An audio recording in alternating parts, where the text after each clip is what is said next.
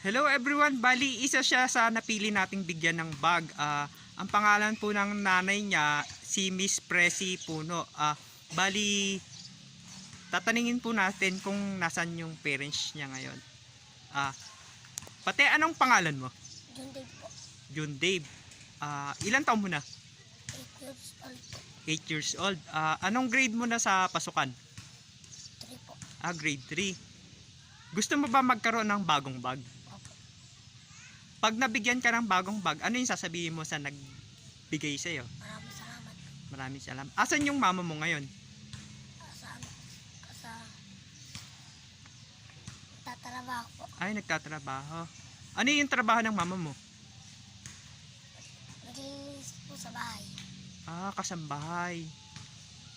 Bali, yung mama niya daw po ay kasambahay. Bali, ang nag-aalaga po sa kanila ngayon, yung pinakakuya niya. Ayan, bibigyan ka namin ngayon ng bag.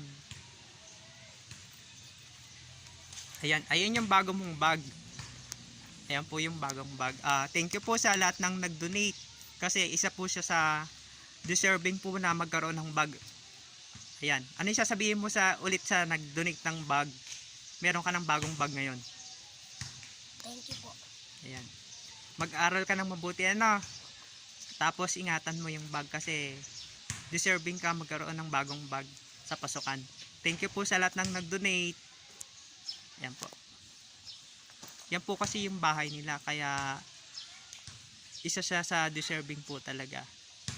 Ayan po.